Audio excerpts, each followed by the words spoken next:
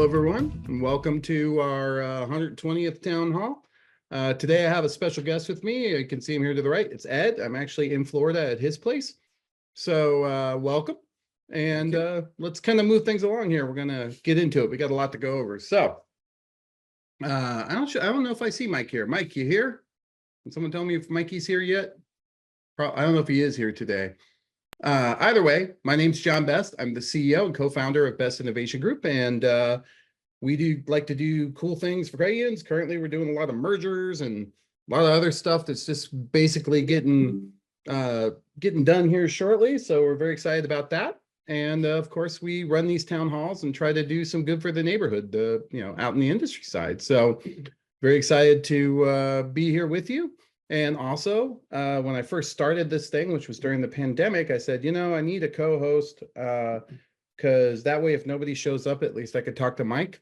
And so I asked him, and I didn't have to ask twice. He said, absolutely. And he has been with us ever since.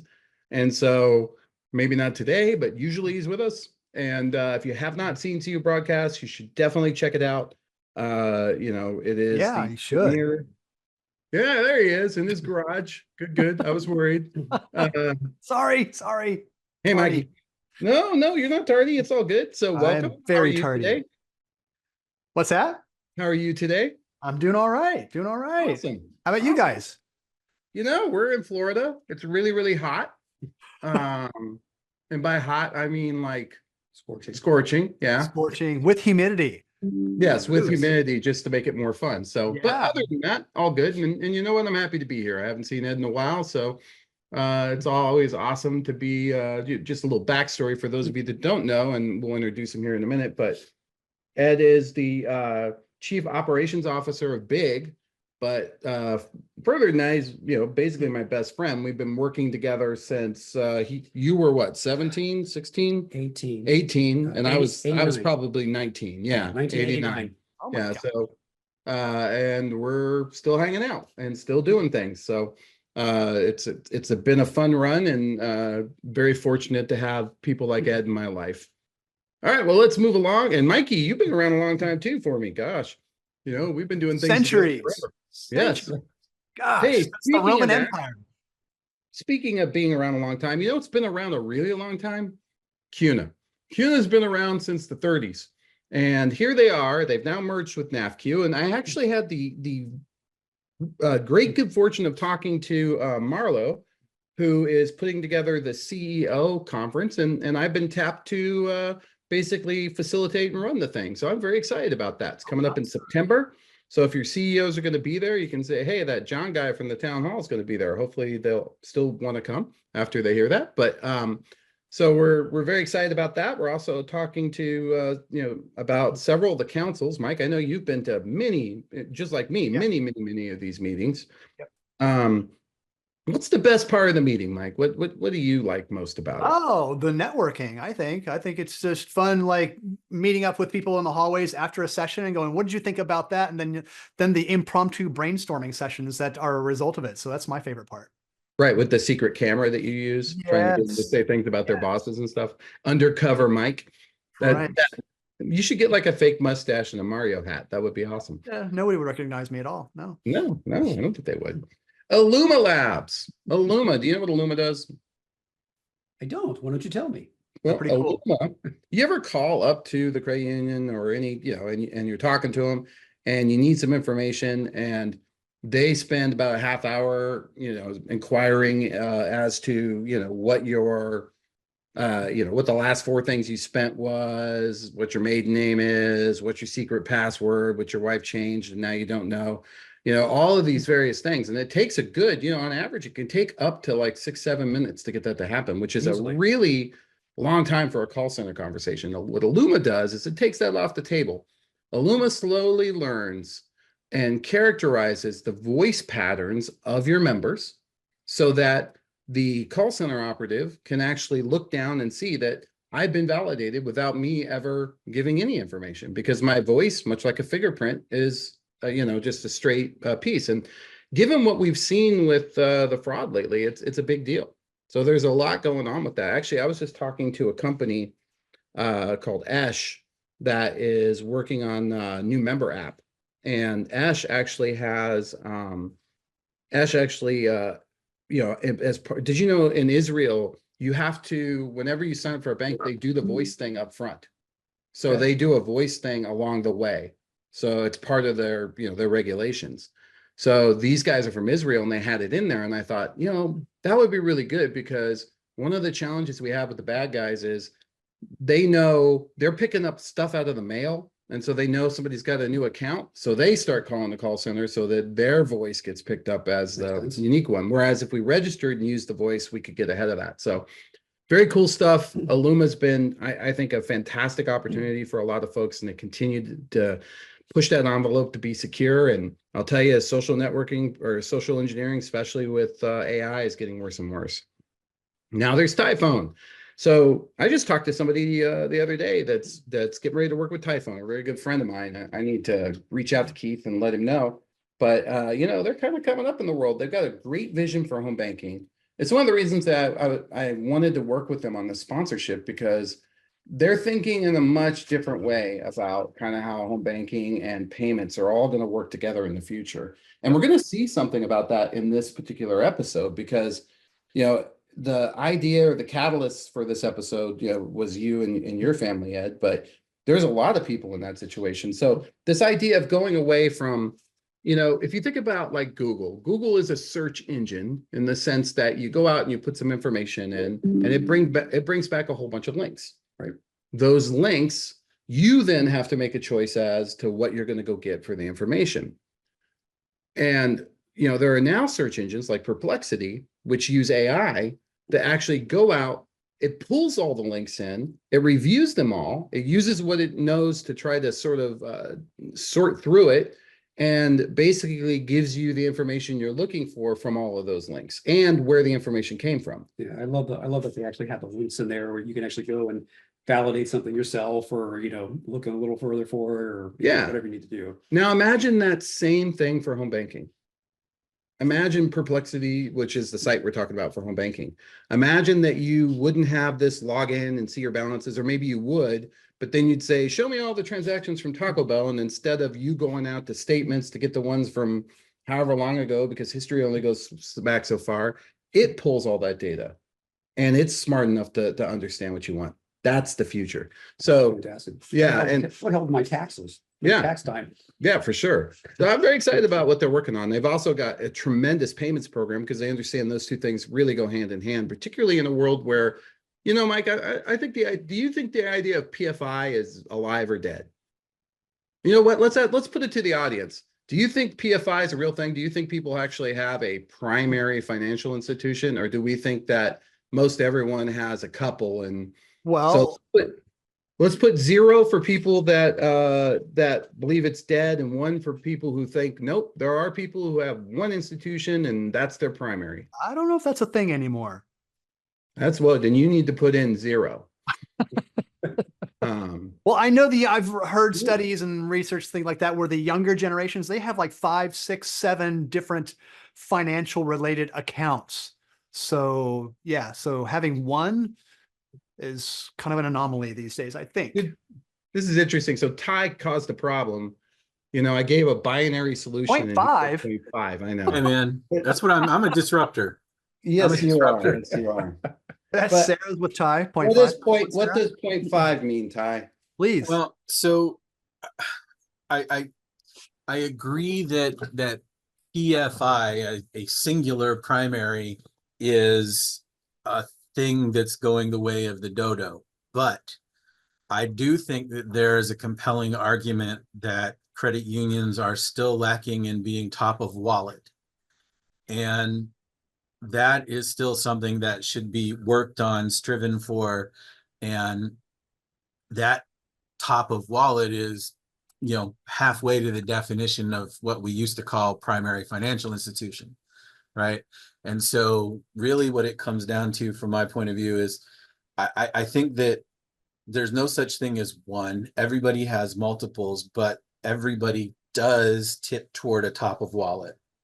And where do you think that, for me, I would argue that that's where direct deposit is, right? That's the key. I think direct deposit is part of it, but in many cases, people automate the flow of their money after direct deposit lands. For instance, I know a guy who won't give up his Wells Fargo relationship, but when his direct deposit lands at Wells Fargo, he pumps, $1,500 per pay cycle to his credit union, and that's his cash account. Yep. And he's using that because the transaction fees are lower, and he's getting more benefit out of using that debit card than doing it with Wells Fargo. And so, people spread their money around, and I think you're seeing more of that these days, where finance, some of it, people's yeah, personal people- finance is landing in one place from a direct deposit, but then, it's getting distributed for reasons. Yeah, I think some of it is purposeful, but some of it is unintended, right? With things like Venmo. But that sounds like a whole other episode. So I'm going to hang on to that. We'll come back to, does PFI really exist, since we have this range? And who's the right person to really speak to that would be Glenn.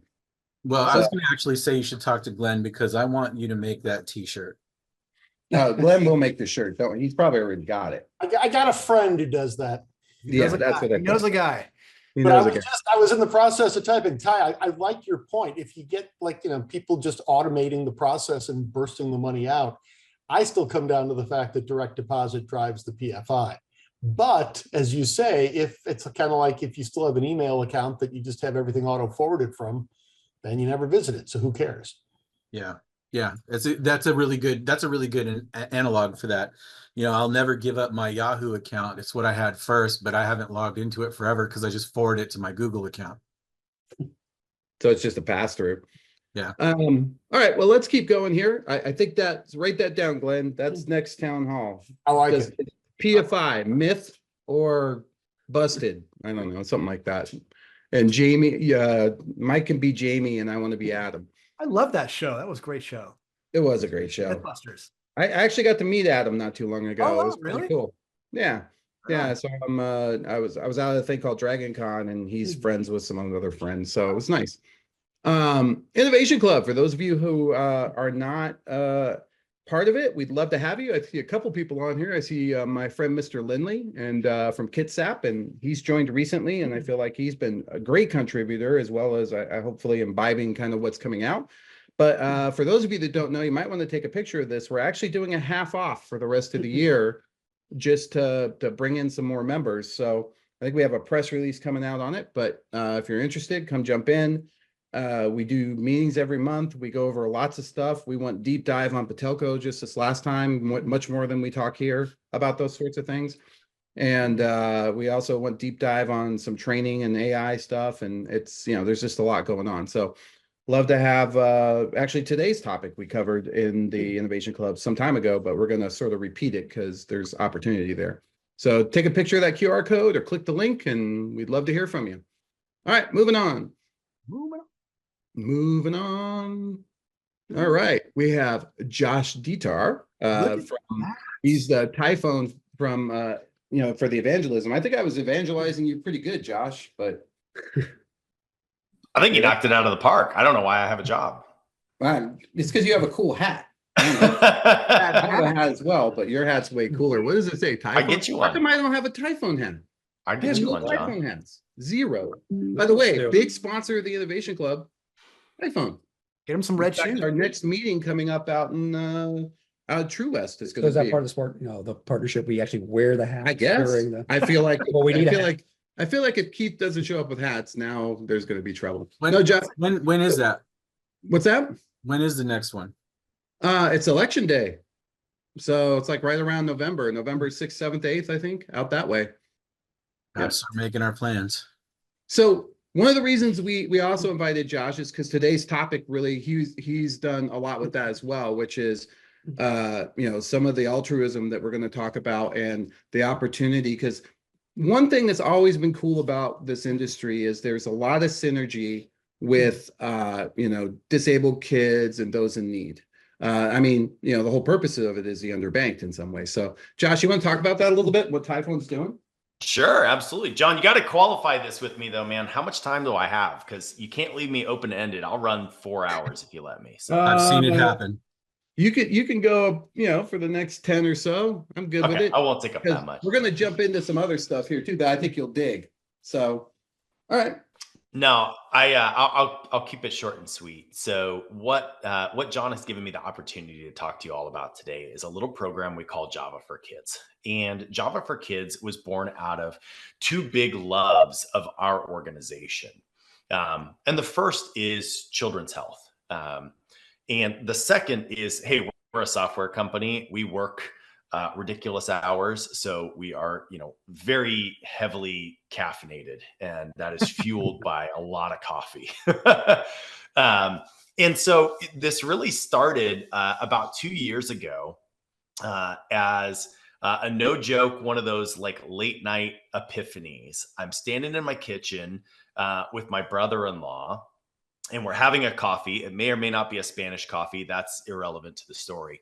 But we're having a coffee in my kitchen, and he's telling me about this group of kids that he went to college with that are starting up a company to be able to white label coffee bags.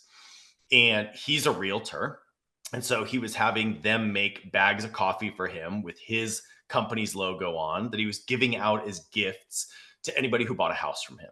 Yeah. And I was like, that's a pretty cool idea. Like, I like the idea behind that. And my brother-in-law goes, yeah, you could do that too. He's like, you could do that and give it to your customers or your prospects and, have a Typhone logo on it. I was like, you know what? Actually, I really like that idea. Maybe we'll do something with that. And he goes, oh, and even better yet, one of the things that they can do is they can do drop shipping. So if you want, you could put their coffee on your website and you could sell it and you could make money off of it. And I was like, Paul, I'm gonna be honest, I sell millions of dollars worth of software. I don't need $5 for a bag of coffee. I was like, that's silly. And then it hit me. No, wait, I do want to do that. And yes, I do want $5 for every bag of coffee, but I don't want it. I want to put this towards the CU for Kids movement. Yep. And so at 10 o'clock at night, I called Siva, our CEO, and Kevin, my senior marketing director. And I said, guys, I got a crazy idea. We're going to start selling coffee on the Typhone website, and we're going to do it to benefit CU for Kids. Both of them immediately aligned to the idea. And the next morning, I had a call with Nick Coleman from Credit Unions for Kids, and Kevin, my senior marketing director, already had a web page cooked up for me to start reviewing. And that was the start of something that has become really near and dear to our hearts, which is what we call today our Java for Kids program. Now, fast forward to today, and that reality is true. So you can go to javaforkids.org and you can order a bag of coffee. You can get a bunch of different blend types. You can get it in whole bean. You can get it ground in any way that you want. Whoever's drawing the hat, like, kudos to you. Your skills are far superior to that John. of my own. This thing, I'm sorry, I just Multitasking. But yeah, so you can order a bag of coffee. It ships directly to you, and 100% of the proceeds, or $5 a bag, is donated to Credit Unions for Kids. and I got some, and it was pretty awesome. I forget where we got It's it from. actually pretty good coffee. It is Yeah. really good coffee. It was so- really, really good. I would say the fan favorite seems to be the whiskey barrel blend, where they actually That's what I store the got. beans in an old whiskey barrel. So you get a little bit of like the hint of the smoky whiskey-ness to your coffee. Personal fan favorite in the Datar household is 5-pound bags of coarse ground cold brew. So if that tells you anything about my coffee habits. Yeah, everybody likes that cold brew stuff. Yeah. I'm a big fan, man. with But you. really, our ultimate goal here is, I like to get a little bit blunt with this in these kinds of groups. Look, if I'm being honest, if all I'm doing is selling a couple of bags of coffees to my friends in the industry, giving out a couple of bags to our customers here and there, my total addressable market is pretty small. My Right. ultimate desire is to get this program in front of credit union members and get credit union members to start ordering their coffee through Java for Kids. Right on. Right. So think back, for those of you that have been in this industry long enough. We all remember the old candy bar campaigns, right? That we used to do Yeah. for Credit Unions for Kids. Yep. They were a total pain in the neck. Like, ultimately, this usually ended up in like the CEO had to make a Costco run, go buy a bunch of candy bars. You had to put them out on the teller line. You had to then come up with a point of sale system, because we're not, supermarkets, where you would transfer money from the member's checking account to some special GL account. You would then make a donation to CU for Kids, and then you'd run out of candy bars. And This is Candy Bar Campaign 2.0. All I'm asking is put a QR code in your branches and message to your members that they can get their coffee shipped directly to them. And they can not only get great coffee, but they can make an impact every time they do that. Hey, Elliot, do we have that on ours? If we don't, we're going to. Yeah, we can definitely add it. No problem. Yeah, for sure. We'll have that done by tomorrow, right, Elliot? Yeah. There you go. See, You're awesome, we'll be the Tom. first. So, and then if anybody wants, like tents, oh yeah, great question from Cynthia. Do you have tent signs or anything? Yeah, actually. So great question, Cynthia. So I've actually been working with DBSI just over the last little bit, and they are helping to put together packages for me to roll out as turnkey solutions to credit unions. Everything from just if you have a TV in a branch, we can give you digital assets to put on the TV, to a nicely framed poster, all the way up to a Keurig machine that has a surround that's branded Java for Kids that tells the story, and you can let members brew a cup of coffee out of the Keurig in the lobby, to even if you want to do a full-blown coffee bar like Capital One Cafe type thing, and everything in between. So we'll have this as turnkey programs. So if you'd like to learn more, just reach out to me directly. John, I'm sure you have my information that you can share. Of course. Reach out to me. I'd be happy to talk to you a little bit more about the program, how you can participate, and what that looks like. And the link is over there. So, let's do, we're doing a giveaway today, right, Madison? What are we giving away? Aha, there you go. There's the hat. Your hat, your thing is kind of your logo now. I'm going to stick with you through this whole presentation now. Yeah, you're going to be on every screen. Except for now you're gone. Coffee and Oh, sad. So we got what, 3 bags of this, so that's awesome. And you know what? I'll throw in 1 or 2 myself. I'll pay for a couple, so we'll do a bit more. Well, let's spin the wheel a bunch of times and see what happens. Awesome. Well, you know what, Josh? Thank you so much. And we're gonna kind of jump in. So, Ed here has a child who has what? Have we ever really determined what Levi really has? In a general sense, they're calling it cerebral palsy, which is a blanket. Yeah. Why don't you share a little bit about that while I set up the next one here? Sure. So my son's name is Levi. At a very early age, probably around 6 months or so, we were discovered that he was having issues, kind of with motor skills, and that sent us down the path of neurologists and such. And his deeper issue is, for lack of a better term, it's a myelin issue. His brain doesn't produce enough myelin, so not everything kind of fires correctly up there. I guess when there's not enough myelin, then that leaves kind of gaps between the synapses in your brain, and so they just don't quite fire correctly, and that creates a bunch of issues. At first, we discovered that it was physical, which means he had trouble walking, he had trouble with dexterity of his hands and speaking. It affected his tongue, which is just another muscle. He didn't walk till he was like 4. And he walks today, but it's always going to be very, very labored for him. As he got older, we realized that he has Now, how old is he now? so he's 14 now. But we realized that he's had deeper issues and he has intellectual disabilities as well. And so what that means for him, who's now 14, has the mind of a 5 or a 6-year-old. He reads at a kindergarten level. He does math at a kindergarten, maybe first grade level. And just the maturity as well. So he still likes, he's very much into things that a 5-year-old or a 6-year-old kid would enjoy. But yet he has, this incredible capability with technology. He has an affinity for Tell technology. Tell about the FedEx thing he was doing. That's crazy. So he's just really good on technology, and I'm not gonna go really. run and get one of those. Are they upstairs still? No, they're downstairs in the drawer in the. No, that grab table. them while you talk. I want to show them. So, but he's just very good technology. He has an iPad that he gets around with really, really well, and an iPhone, and he's on our Roku. He's very good at we call it research on YouTube. And if my mom ever has a problem with her TV, we just send Levi over. It's just for whatever reason, he's just very good at that stuff.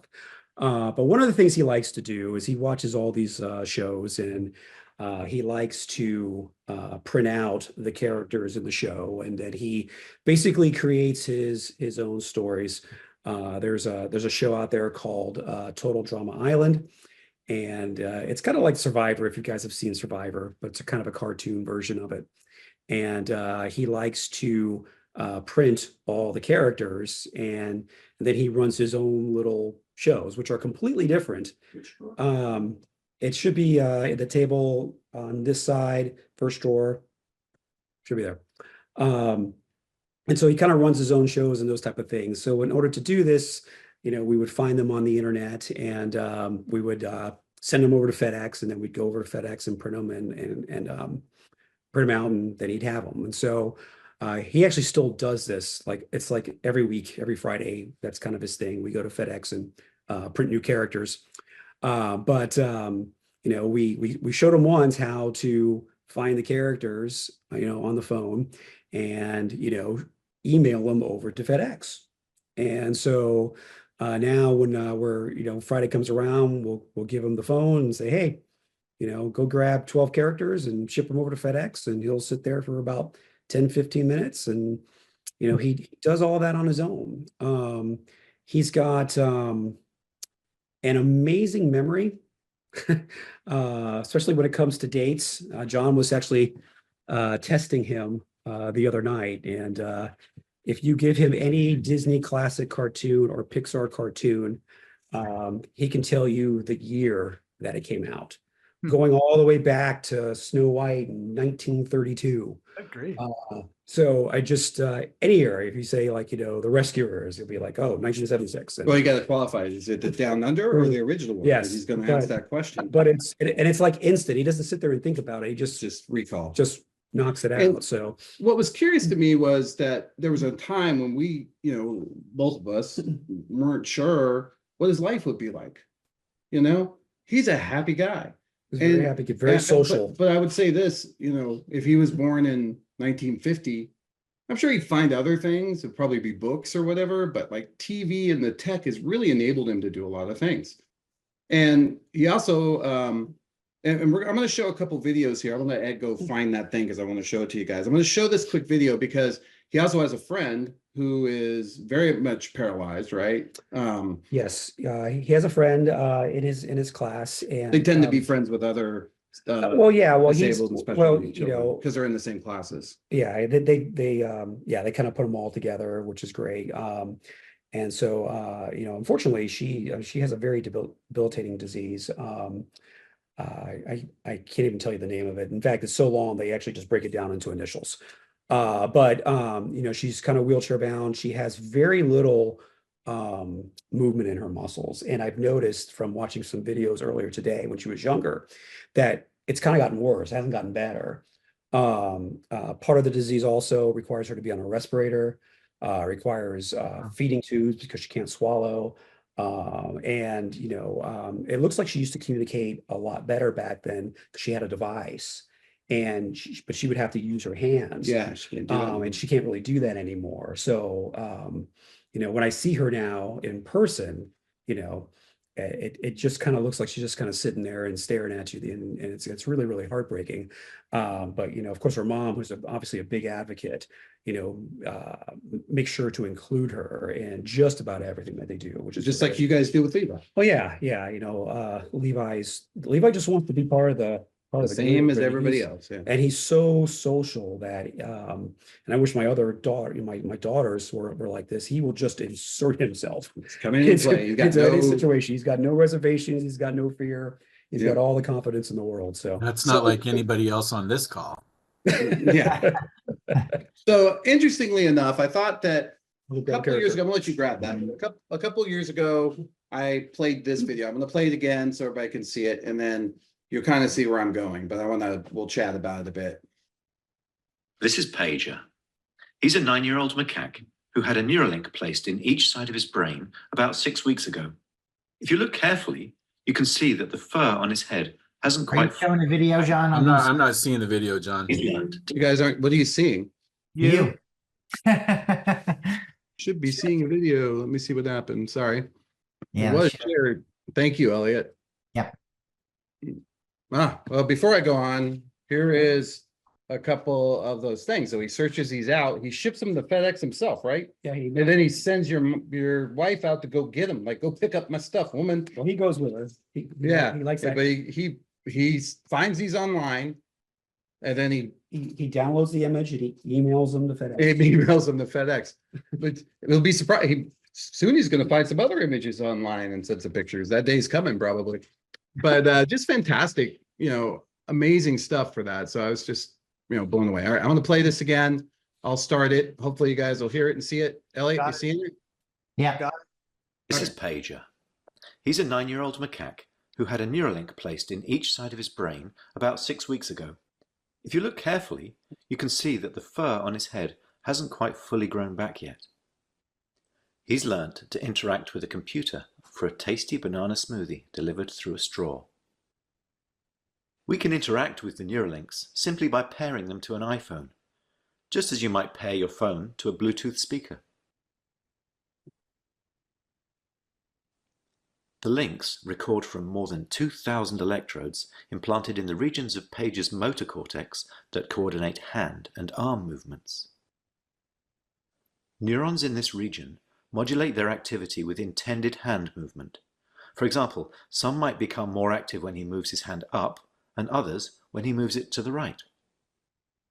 By recording from many neurons and feeding their activity into a decoder algorithm, we are able to predict Pager's intended hand movements in real time. First, we calibrate the decoder by recording neural activity as Pager uses the joystick to move a cursor to targets presented on the screen. As he's playing this game, we're wirelessly streaming, in real time, the firing rates from thousands of neurons to a computer. Using these data, we calibrate the decoder by mathematically modeling the relationship between patterns of neural activity and the different joystick movements they produce. After only a few minutes of calibration, we can use the output from the decoder to move the cursor instead of the joystick. Pager still moves the joystick out of habit, but as you can see, it's unplugged. He's controlling the cursor entirely with decoded neural activity. He's much faster too. Our goal is to enable a person with paralysis to use a computer or phone with their brain activity alone. Because they wouldn't be able to move a joystick, they would calibrate the decoder by imagining hand movements to targets. One of the things the Neuralinks allow Pager to do is to play his favorite video game, Pong. To control his paddle on the right side of the screen, Pager simply thinks about moving his hand up or down. We've removed the joystick altogether. Now that he's up to speed, let's increase the difficulty and see how well Pager can play with the Neuralink. Wow, that's amazing. I mean, I do for bananas. As you can see, Pager is amazingly good at Mind Pong. So He's this was like focused. 2 years ago. And he's playing entirely. And just recently, in the last 3 or 4 months, it was something I planned on doing on this show not too long ago. There was a gentleman who was the first to have it implanted in his actual brain. And I'm going to play you a little of this video. So we'll go ahead and let it go. This is from Good Morning America. Paralyzed for nearly 8 years now, but he says this Neuralink device has really changed his life.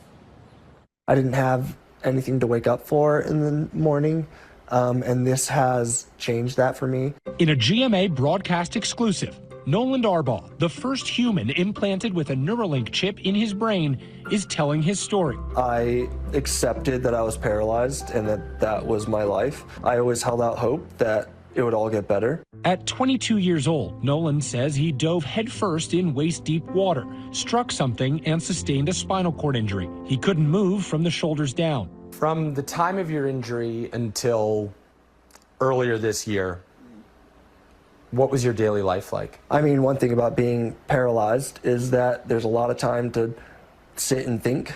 And so I thought through basically my whole life and realized all the mistakes I'd made and what I could do better. Then, just last year, Noland, now 30, receiving a life-changing opportunity. One day, one of my buddies from college called me up. We talked pretty regularly, and he was like, hey, Neuralink, they opened up the human trials. And I said, what's Neuralink? Neuralink, co-founded by Elon Musk, is an experimental implantable brain-computer interface, or BCI, a chip surgically implanted by a robot and connected by threads to a patient's brain that allows the patient to control a computer or smartphone with their mind. This is all from there to there. Yeah, man. Wow. Neuralink is not the only company working on this technology. Several others are also testing their BCIs in paralyzed volunteers. Noland now joins that small group as Neuralink's first patient. I was just very happy that I would be a part of something that I believe is so monumental and this next step forward of helping people with paralysis. What can you do now with the chip implanted that you could not do prior? I can control a computer just like anyone else can, which is not something I was able to do beforehand. You just played some music? Yeah, man. That's awesome. Do you worry because you are the first patient that something unforeseen could go wrong? I'm gonna stop this here. Inside your head. I'm going to show you a couple other things we thought was pretty cool. So I want you to watch this. This is him playing a game where you have to shoot these balls. Look at his score, look at the time, and watch his accuracy.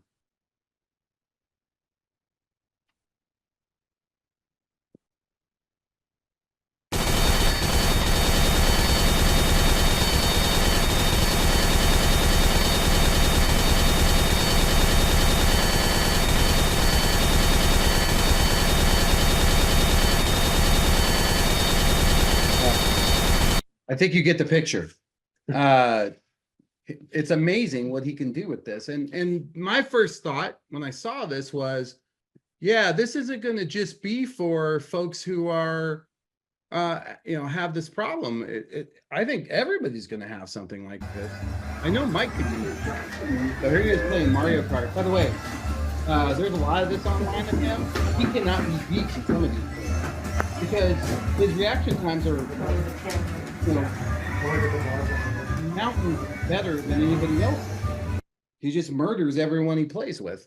So, it's just curious as to, as I mentioned earlier with the Typhoon thing, as we move into this environment, but now imagine him with ChatGPT, and the ability to say, use something like that as his piece, or something for Levi that could sort of learn what those brain mechanisms are. And what he talked about, and he says this in the end of the interview, is, okay, if we could control the neurons, how long before, like, his problem is that his brain won't send signals to his legs because the network is gone, right?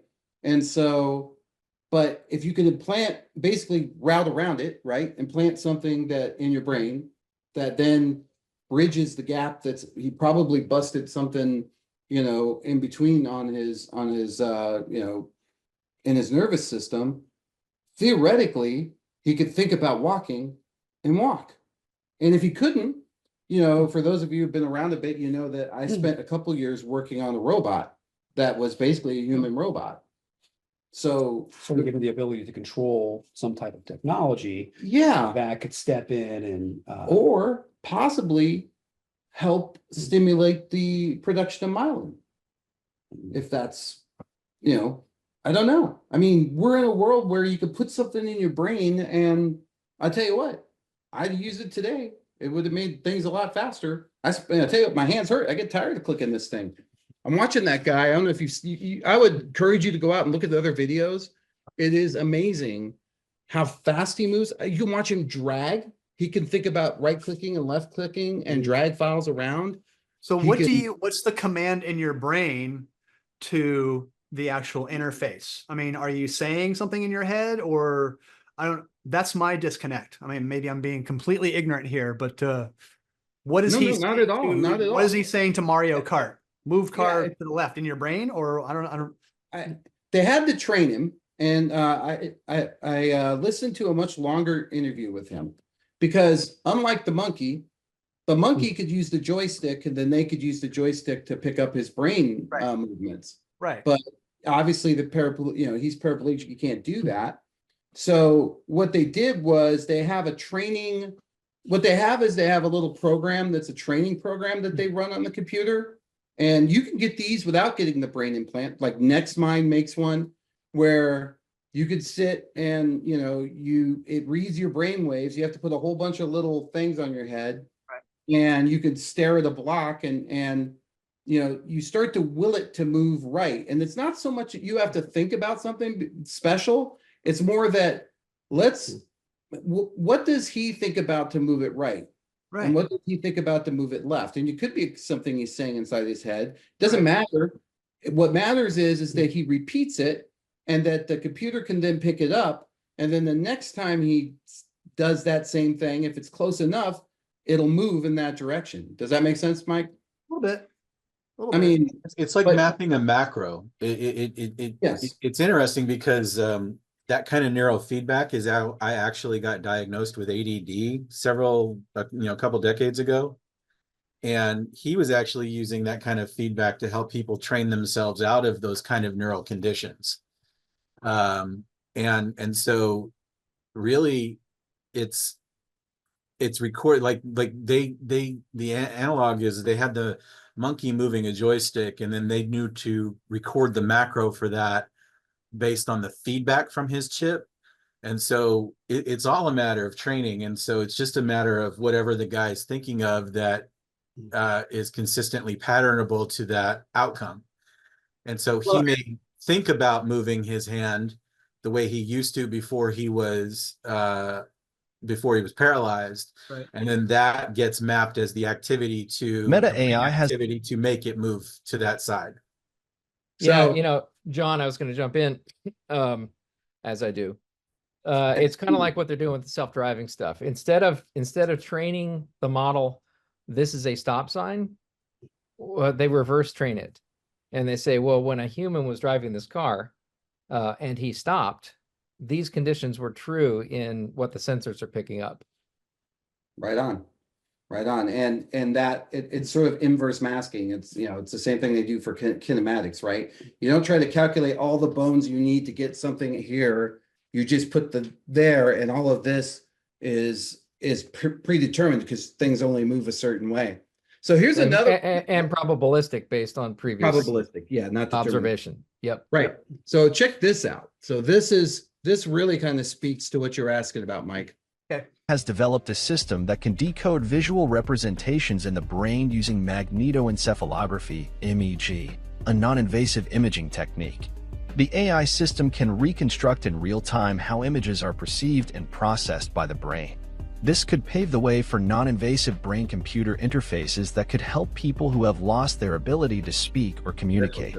Hi, everyone. I was looking for a shorter one, but the one that they show is this. On the campus of the National University of Singapore, Professor Helen Zhao and a team of researchers say artificial intelligence is letting them see, well, a version of our thoughts.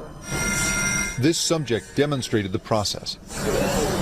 Our colleague, Eric, right now is inside the scanner.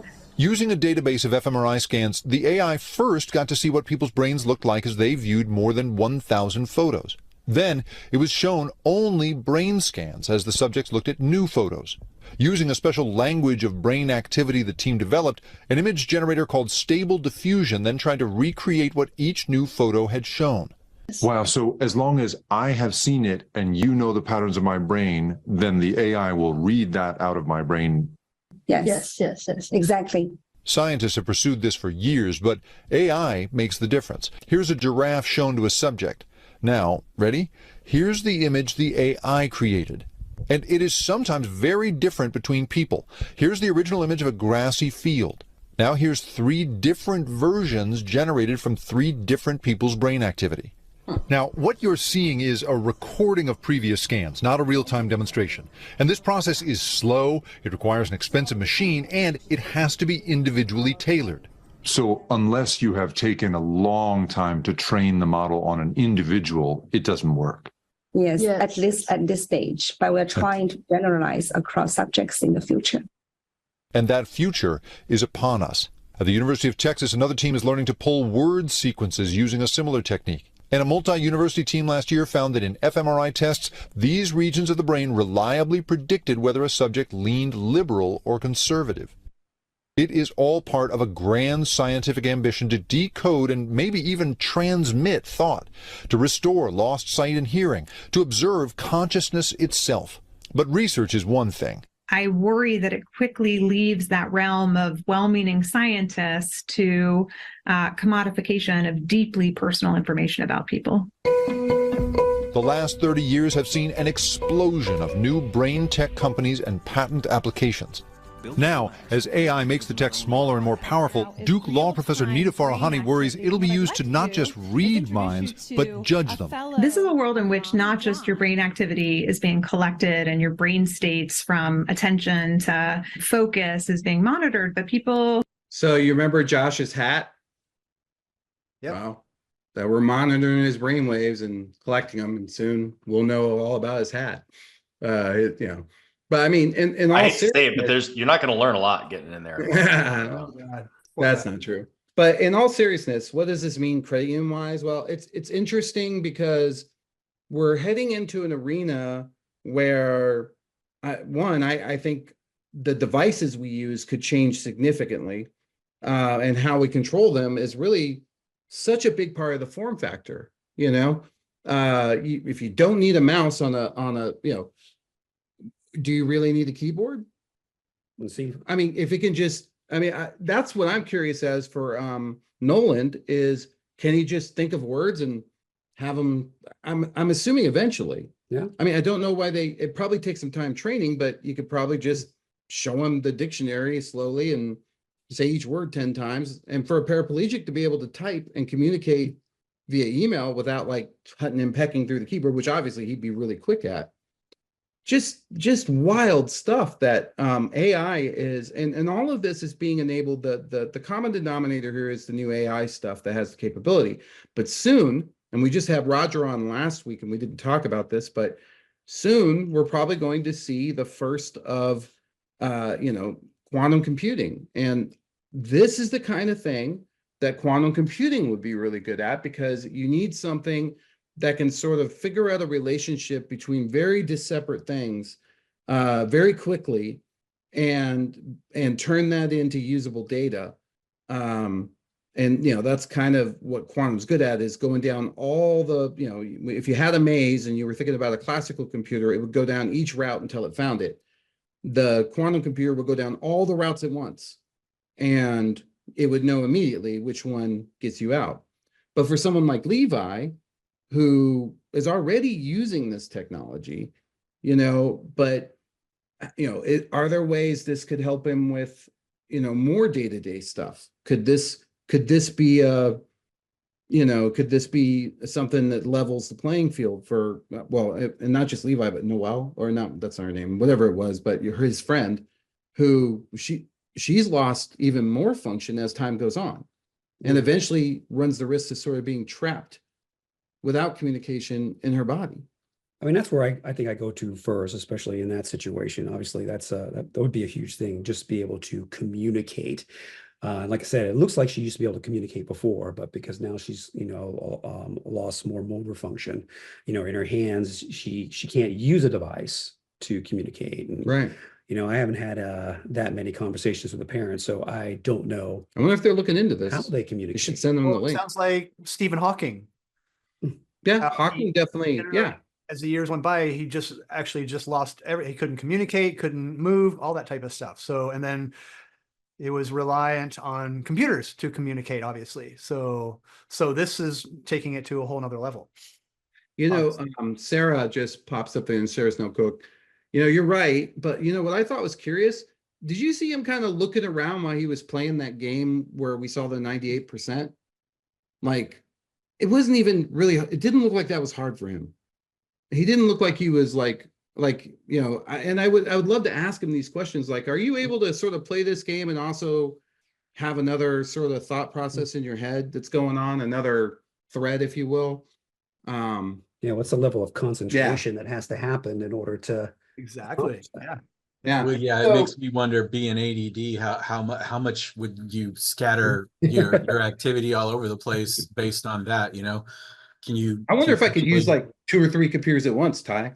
Well, that's what I'm wondering. I mean, does it actually, is it like a force multiplier because you can distribute your focus, or does it mean that you're not getting anything done on any of them, you know, because Well, here's an awesome use case.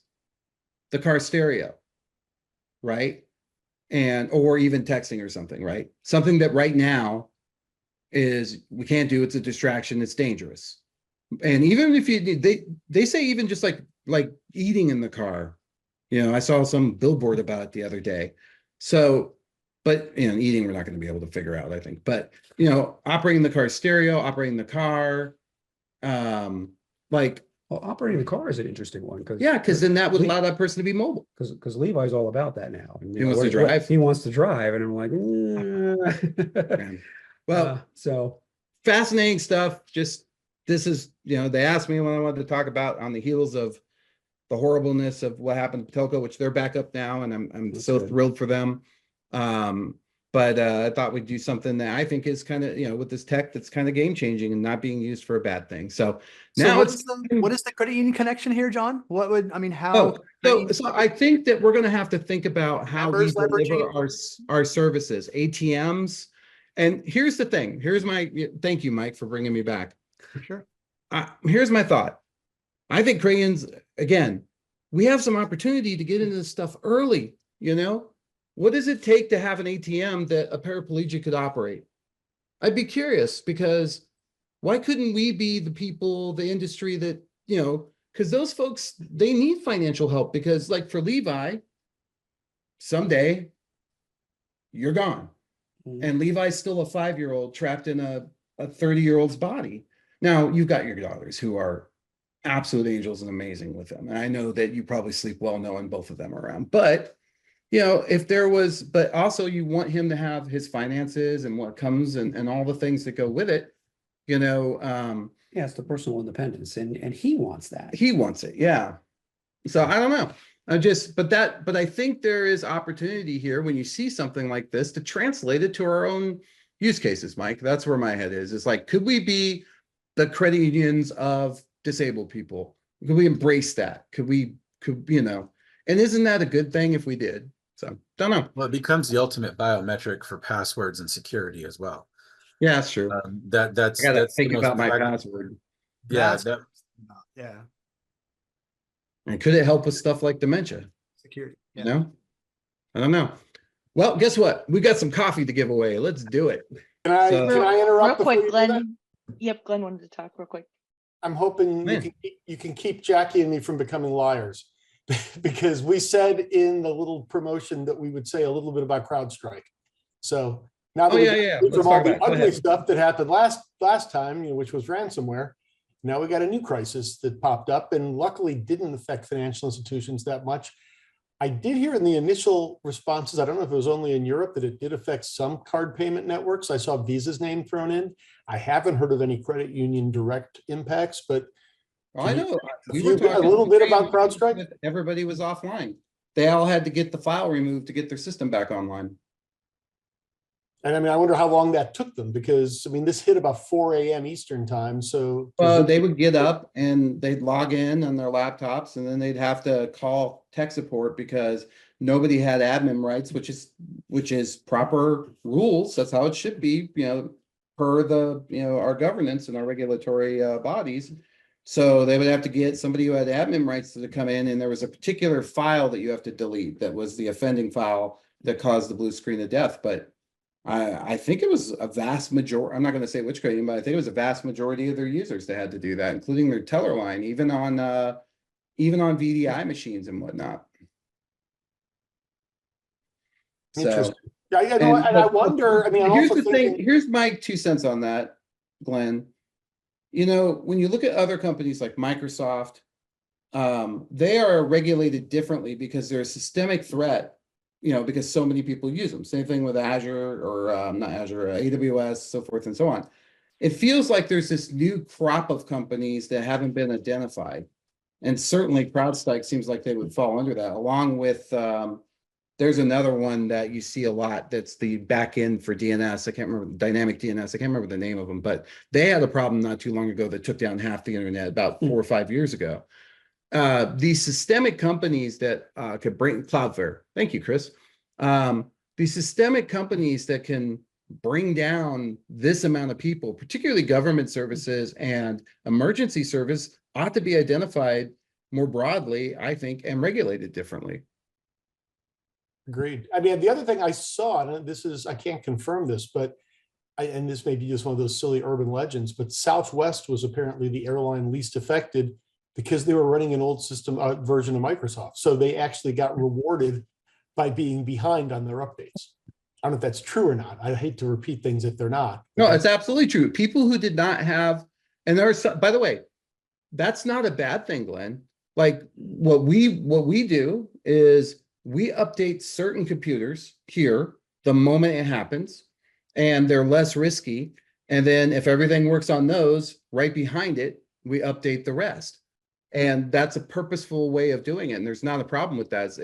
That is a very valid way to go about it. And if you see something break everything, especially if you have thousands of computers, there's, you almost have to do it that way. Otherwise you'll wind up in the situation they were there. But there are other industries that are regulated in a way that prevents them from taking that approach.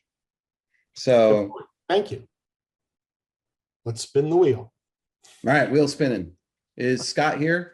He presses the button. If not, I'm going to let you do it, Glenn.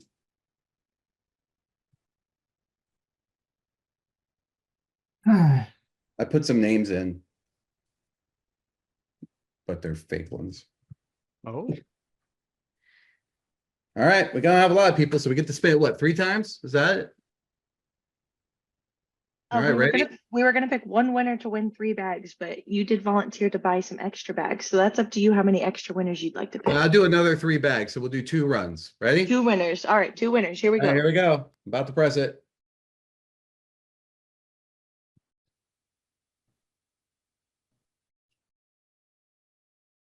Ah, Cynthia.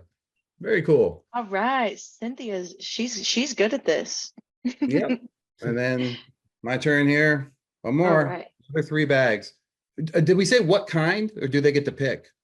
They have 3 kinds available on their website right now, so we're doing one of each kind that they have. One of each kind. There you go. All right, ready?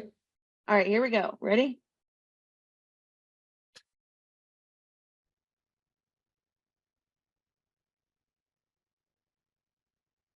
Ah. All right.